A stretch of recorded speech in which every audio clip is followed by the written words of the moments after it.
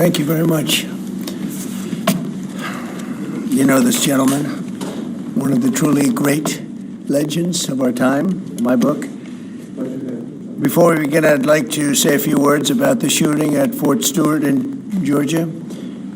As you know, 5 people were seriously wounded and 2 very, very seriously hurt around 11 o'clock this morning. The shooter is now in custody, and the Army Criminal Investigation Division is on site to ensure that the perpetrator of this atrocity, which is exactly what it is, will be prosecuted to the fullest extent of the law. The entire nation is praying for the victims and their families, and hopefully they'll fully recover, and we can put this chapter behind, but we're not going to forget what happened. We're going to take very good care of this person that did this, horrible person. This afternoon, we're pleased to welcome to the White House one of the great and most esteemed business leaders and geniuses and innovators anywhere in the world, Apple CEO Tim Cook. It's an amazing job. Thanks as well to Secretary of the Treasury Scott Bessent and Secretary of Commerce Howard Lutnick for being here, wherever you may be. Oh, there you are. Hello, fellas. I missed you. Today, Apple is announcing that it will invest $600 billion, that's with a B, in the United States over the next 4 years. That's $100 billion more than they were originally going to invest. And this is the largest investment Apple has ever made in America and anywhere else. And it's just an honor to have you. As you know, Apple's been an investor in other countries a little bit. I won't say which ones, but a couple. And they're coming home.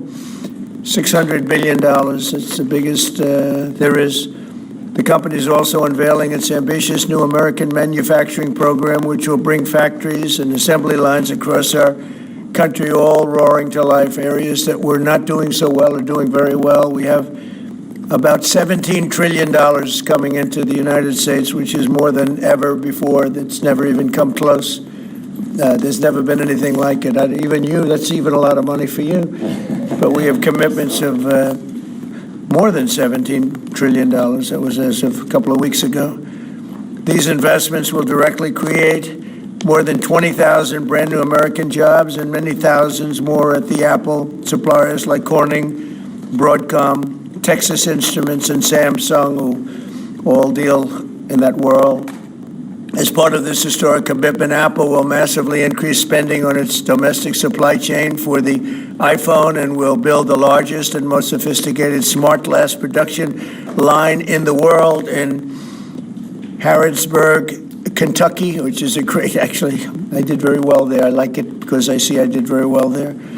I did very well in Kentucky, but it's a great place. You're going to be very happy. I thought maybe while we're up, I'll interrupt my own speech by you might show them a little bit about the product that you're going to be doing in Kentucky, Tim. Absolutely. Do you mind if I step up? Yes, please.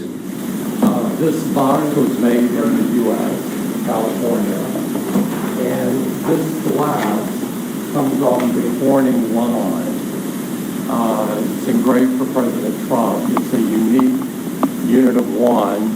It was designed by a U.S. Marine Corps corporal, a former one, that works at Apple now. That's good. He's done well. Designed it for you. And the base comes from Utah and is 24 karat gold. And it sits I'll take the liberty of setting it off.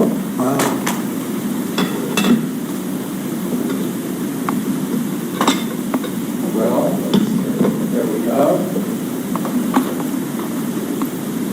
Congratulations, Thank you very Mr. much. President. It's Thank you so fantastic. much. Great people of Kentucky. You're going to find it a great place to do business, too. It's fantastic. Isn't that nice? We're doing these things now in the United States instead of other countries. This is a significant step toward the ultimate goal of ensuring that iPhones sold in the United States of America also are made in America. With the mass infusion of capital it's announcing today, Apple will also build a 250,000 square foot server manufacturing facility in Houston and invest billions of dollars to construct data centers across the country from North Carolina to Iowa to Oregon. That's big stuff. Apple will also open state-of-the-art manufacturing economy. It's going to be a manufacturing academy in Detroit, and that's a great place to do. You know, big things are happening in Michigan and Detroit. They're coming in because of what we've done with the, I call it the great, big, beautiful bill. I added one word, great. But we have probably the biggest, most comprehensive piece of legislation ever passed. It's going to mean unbelievable numbers of jobs and no jobs on, think of this, whether it's tips or overtime or Social Security, no tax. So no tax on tips, no tax on Social Security, no tax on overtime. And there's just a small bit of it. For Apple and others, businesses, we're talking about the deductions and all of the things. And actually for people, they go out and buy a car, first time it's ever been done. We talk about deductions for companies, but they're going to be able to deduct interest when they borrow money to buy a car if it's made in America. It has to be made in America. So it is amazing. And one of the reasons I think I can say that Apple's coming here is the legislation we just passed with this kind of investment. Apple will also open other facilities, rare earth magnets from Texas, and build, oh, I love that you're doing this. I love that. I love that. And build a brand new rare earth recycling line in Mountain Pass, California. I know that area. That's where they have a lot of truly rare earth. That's fantastic. I love that. And Apple will help develop and manufacture semiconductors and semiconductor equipment in Texas, Utah, Arizona, and New York. For years, Americans have watched as many of our leading tech giants built their factories overseas and exported American jobs abroad.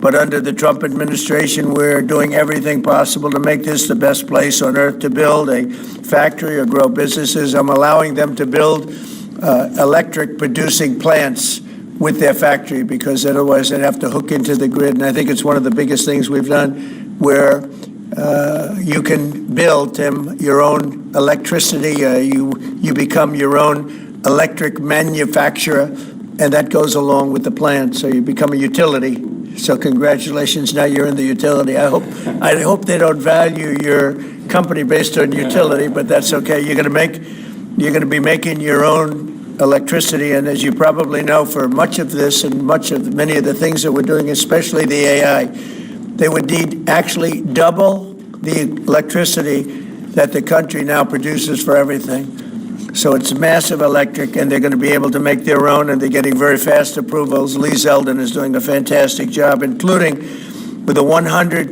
expensing on the one big, beautiful bill. In return, we're asking our businesses to in America, and they're coming in at levels that we've never seen before. So I don't know when it shows up, but there are a lot of factories and a lot of plants that are either under construction or soon will be starting construction. So can't tell you exactly when, but I want to be around in about a year from now and 2 years from now, because we're going to see an explosion, I think, like this country has never seen before. Never.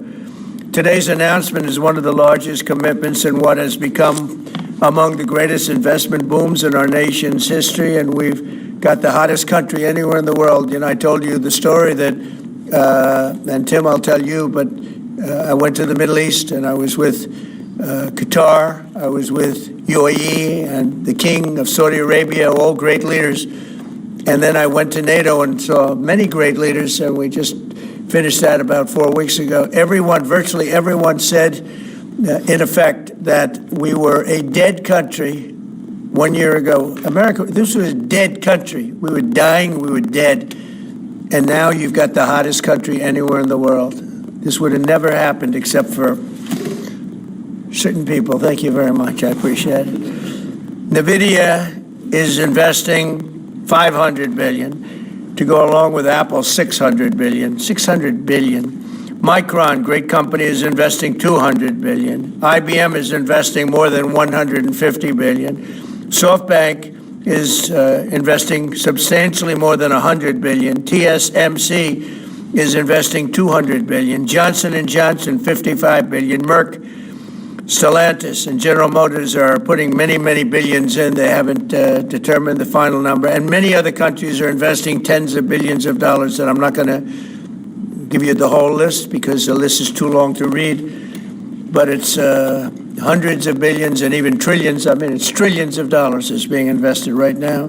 Last week, it was announced that our economy grew at 3% in the second quarter, and consumer confidence is surging. Blue-collar wages are rising rapidly.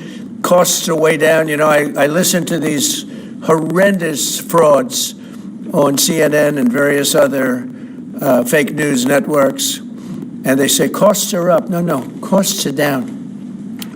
Gasoline is down. It's going to soon, I believe, be less than $2 a gallon. It's around $2.40 right now, many places other than in California where they tax you out of business, but and a couple of others. But gasoline is way down. The price of groceries are down. How about eggs? When I first came here, my first week, the press hit me very hard on eggs. Eggs had quadrupled or something. I said, I didn't know about it. Give me a chance. I've just been here for 4 days. Well, eggs are down. Everything's down. Price is down. The only thing that's up is stock prices. That's really up, and that's through the roof. The stock market has been hitting all-time records, all-time highs. Last week, it was announced that our economy grew at levels that we haven't seen in a long time, but the real levels of growth are going to be judged in a year from now when you start seeing some of these incredible plants, because we have car plants opening. They're coming in from Canada, from Mexico, and from all over the world. And they're coming in because they like the way the election worked out, but they also like the fact that they don't want to pay tariffs. And the tariffs, I think, we're taking in hundreds of billions of dollars in tariffs. I won't be so specific other than to say, because we don't even know what the final number is. We just made a deal, as you know, with the EU where they're paying hundreds of billions of dollars. Japan paying hundreds of billions of dollars, and numerous other countries paying hundreds of billions of dollars. And we're not even completed there. And as you know, they found $25 billion 3 weeks ago. They said, we have a surplus of $25 billion. And they said, where did this come from? I said, check the tariffs. And they checked. They said, you're right, that's where it came from. And we've really just started. This is just in its infancy. So we have a great country. We have a country that is going to be very rich. It's a country that we're very proud of, but it's going to be very rich. And it's companies like Apple, they're coming home. They're all coming home. And we want them to come home. They have to come home. We're going to treat them really well. We're going to be putting a very large tariff on chips and semiconductors. But the good news for companies like Apple is if you're building in the United States or have committed to build, without question committed to build in the United States, there will be no charge. In other words, we're not going to be charging. So a lot of countries, a lot of companies are leaving various other places and they're coming to the United States. So in other words, we'll be putting a tariff on of approximately 100% on chips and semiconductors. But if you're building in the United States of America, there's no charge, even though you're building and you're not producing yet in terms of the big numbers of jobs and all of the things that you're building. If you're building, there will be no charge. So I just want everyone to know that. And I didn't even tell you that inside. We discussed the concept, but I didn't. So it's a big factor. So 100% tariff on all chips and semiconductors coming into the United States. But if you've made a commitment to build, or if you're in the process of building, as many are, there is no tariff. okay? If for some reason you say you're building and you don't build, then we go back and we add it up, it accumulates, and we charge you at a later date. You have to pay, and that's a guarantee. So that's a big statement, and I think the chip companies are all coming back home. They're all coming back. You know, we started with Intel, and gradually Intel was just taken over the coals. They were taken to the cleaners, frankly, and moved to other places, in particular Taiwan. But I think a lot of those companies are coming back, and they're coming back very rapidly. So that's a big statement. 100% tariff. I want to thank you very much. Tim, would you like to say a few words about your company, please? Good afternoon, everyone. Mr. President, thank you very much for having me here today. You've been a great advocate for American innovation and manufacturing. I'm grateful for your leadership and your commitment. That's a commitment we share at Apple because American innovation is central to everything we do. Our products are designed here, we're hiring and growing here, and we support 450,000 jobs with thousands of suppliers and partners in all 50 states. Earlier this year, we made our largest ever spending commitment, $500 billion to the U.S. over the next 4 years. That's already yielding results. Earlier this year, we broke ground on a new factory in Houston to make advanced AI servers. And just last month, the very first test unit rolled off that factory's line, proudly made in America. President Trump shared some kind words about that work, but he also asked us to think about what more we could commit to doing. And Mr. President, we took that challenge very seriously. I'm glad to be here with you today, and I'm very proud to say that today we're committing an additional $100 billion to the United States, bringing our total U.S. investment to $600 billion over the next 4 years. As a part of this, we're launching Apple's American Manufacturing Program. It will spur even more production right here in America for critical components used in Apple products all around the world. And we're thrilled to announce that we've already signed new agreements with 10 companies across America to do just that. First, with today's announcements, I'm proud to say that Apple is leading the creation of an end-to-end silicon supply chain right here in America, from design to equipment to wafer production to fabrication to packaging. In Texas, we're working with manufacturers like Texas Instruments, Global Wafers America, and Applied Materials. We're working with Amcor in Arizona and Broadcom and Global Foundries in New York. Thanks to President Trump's vision, and with his help in his first term, we also led the way to bring TSMC to Arizona by committing to be their first and largest customer. Today, they're producing tens of millions of chips for Apple using one of the most advanced process technologies in America today. We're going to keep working with our suppliers to move even more of this incredibly advanced work to America. And this year alone, American manufacturers are on track to make 19 billion chips for Apple in 24 factories across 12 different states. Second, we're committed to buying American-made advanced rare earth magnets developed by MP Materials, which will become part of Apple's devices shipped around the world. MP is the only fully integrated rare earth producer in the United States, and with this partnership, they'll be significantly expanding their flagship facility in Fort Worth, Texas. We're also thrilled to work together on a cutting-edge rare earth recycling line in Mountain Pass, California. And third, in Kentucky, we've worked with our partners at Corning to build the world's largest and most advanced smartphone glass production line. And I'm pleased to announce that very soon, this is for the first time ever, every single new iPhone and every single new Apple Watch sold anywhere in the world will contain cover glass made in Kentucky. In addition to the American Manufacturing Program, we're also significantly growing our investments in AI. including expanding data center capacity in North Carolina, in Nevada, in Iowa, in Arizona, and Oregon. So we're going to keep making investments right here in America. We're going to keep hiring in America. And we're going to keep building technologies at the heart of our products right here in America. Because we're a proud American company, and we believe deeply in the promise of this great nation. Thank you all, and thank you, President Trump, for putting American innovation and American jobs front and center. Thank you, sir. Great honor. Thank you very much. Thank you. Appreciate it. What a job he's done. What a job. Incredible. I want to thank you very much, and thank you, JD, for helping along. Good job. Really good job. Any questions, please? Mr. President, Yes. you promised on the campaign trail to bring forth a manufacturing renaissance. You just mentioned $17 trillion in your first 7 months or so. Right. Can you talk about how an investment like this, all the other ones that you laid out, will positively impact the millions of Americans that trusted you with their vote? Thank you very much. It changes our country. I mean, our country is a very different country than it was 6 months ago. And people like Tim are coming. We had Micron in yesterday. We had all of the big, great companies that you read about, you don't know about, but you read about. Many of them were making products outside of our country. Foolishly, we lost them. If we had the right person sitting in that seat, that would have never happened 20 and 30 years ago.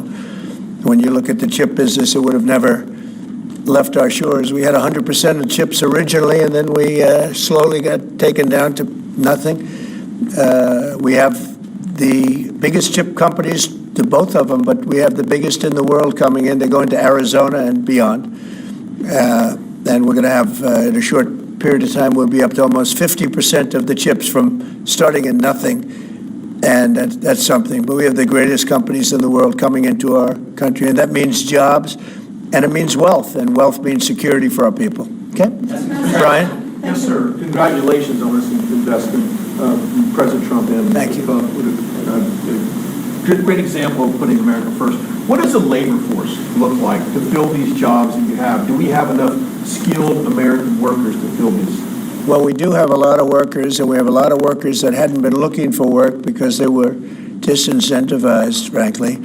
And people like Tim have tremendous schools and training centers that they build along with a lot of their big plants where they train people on whether it's glass, like in Kentucky, or computers, or whatever they might be doing. It's a complex world, and they train people, and they do a great job. So it's a whole new workforce. Now, we have a lot of them in energy because, you know, they've always liked energy. As you know, coal has opened up big. We brought it back and brought it back in a very large way. You know, China's right now building 58 coal-fired plants, 58 big ones. And here we were saying we don't take coal. We have more coal than anybody else in the world. We have more oil and gas than anybody else in the world.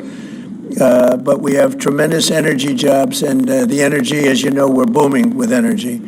And that's why the gasoline prices are down. The costs are down. I just hope when they watch these shows, I watch this, I won't use names because I just make them better known, that nobody knows who they are. But I watch this group of people on CNN and MSDNC too, the same thing, where they say, well, costs have gone up. Costs haven't gone up, they've gone down. I'm telling you, the thing that's gone up is stock prices and success of our country. Our country is really, really doing well, successful. Yes, ma'am? Yes, Mr. President, have Putin and Zelensky agreed to a summit yet? And where and when would that be? Well, there's a very good prospect that they will. And we haven't determined where, but we had some very good talks with President Putin today. And there's a very good chance that we could be ending the end of that road. That road was long and continues to be long, but there's a good chance that there will be a meeting very soon. How close do you think you are to a deal? Excuse me? How close do you think you are to some kind of deal? Well, I don't want to say. I've been disappointed before with this one. You know, we've solved 5 wars, plus add to that Iran, where we wiped out their nuclear capacity for weapons. They would have had a weapon within 2 months, maybe less, and that was totally obliterated. Turned out it was a total obliteration. And the pilots and the people that did that job are really, we have the greatest armed forces in the world, but that was really something. In fact, there's a model of the plane right there. So, you got to bring that up, Susie. We have to see that. Look at this. This was just given to me. We ordered brand new B-2 bombers. This is a plane that over a period of 36 hours of constant flying. Look at this. So this is the brand new one they just ordered. Similar, but actually quite different. It's new and enhanced. It's an amazing machine. Went 36 hours. We had 52 tankers up in the air loading up our planes because this was surrounded by F-22s and F-35s, and it was flawless, Tim. Even you would say it was flawless. And every one of those bombs hit their target. And then we had Tomahawks shot in from a submarine 300 miles away, and they hit every single Tomahawk hit its target. It was amazing. And that was a big threat. That was a nuclear threat. And here's the new one that we just ordered, a large number of them. I'll put it up. Mr. President, what was the breakthrough today? Did Vladimir Putin make some kind of concession that he hasn't been willing to make before? I don't call it a breakthrough. I mean, we've been working on this a long time. There are thousands of young people dying, mostly soldiers, but also, missiles being hit into Kiev and other places.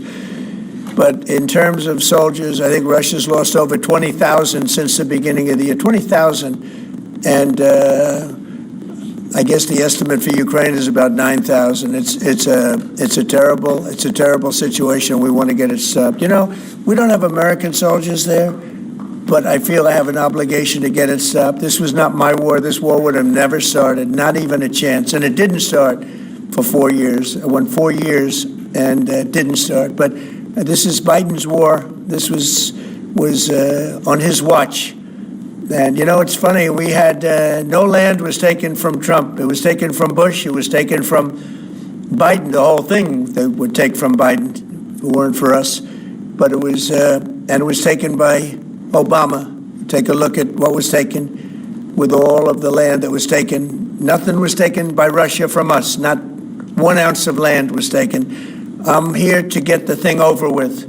It would have never started if I were president. And we're here to get it stopped and get the death stopped. Yeah, please. President, in the past, you said you would know if Putin was passing you along. What gives you any confidence that he is or isn't doing that this time around? Can't answer the question yet. I'll tell you in a matter of weeks, maybe less. But we made a lot of progress. And as you know, we put a 50% tariff on India on oil. They're the second largest. They're very close to China in terms of the purchase of oil from Russia.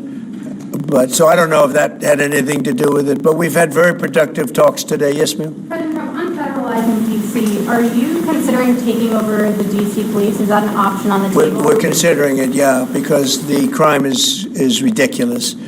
I could show you a chart comparing D.C. to other locations, and you're not going to want to see what it looks like. It was just up on television, actually, they were showing it. Now, we want to have a great, safe capital. And we're going to have it. And that includes cleanliness and it includes other things. We have a capital that's very unsafe. We just almost lost a young man, beautiful, handsome guy that got the hell knocked out of him the night before last. And I'm going to call him now. We wanted to give him a little recovery time. We just put a call into him. They're calling back in a little while. But he went through a bad situation, to put it mildly, and there's too much of it. We're gonna do something about it. So whether you call it federalized or what, and that also includes the graffiti that you see, the papers all over the place, the roads that are in bad shape, the medians that are falling down, the median in between roads that's falling down. We're going to beautify the city. We're going to make it beautiful. And what a shame. The rate of crime, the rate of muggings, killings, and everything else, we're not going to let it. And that includes bringing in the National Guard, maybe very quickly, too. And do you want Congress to look at overturning the D.C. Home Rule Act? We're going to look at that. In fact, the lawyers are already studying it. We have to run D.C. This has to be the best-run place in the country, not the worst-run place in the country. And it has so much potential, and we're going to take care of it. You're going to be safe. You're going to be safe walking down streets. You're not going to get mugged. Mr. President, if you do reach a deal with Ukraine and Russia, would you drop the additional tariffs on India? Well, we'll determine that later, but right now they're paying a 50% tariff. Okay? Yeah, please. One for Mr. Cook as well. Yeah, please. Sure. The president wants a made-in-the-USA iPhone. What are the chances that you can actually make that happen? Well, if you look at the bulk of it, we're doing a lot of the semiconductors here. We're doing the glass here. We're doing the Face ID module here. So there's a ton of it. And we're doing these for products sold elsewhere in the world. And so there's a lot of content in there from the United States. But what about the whole thing? We're very proud of it. Can you make the whole thing is here? just the final assembly that you're focused on.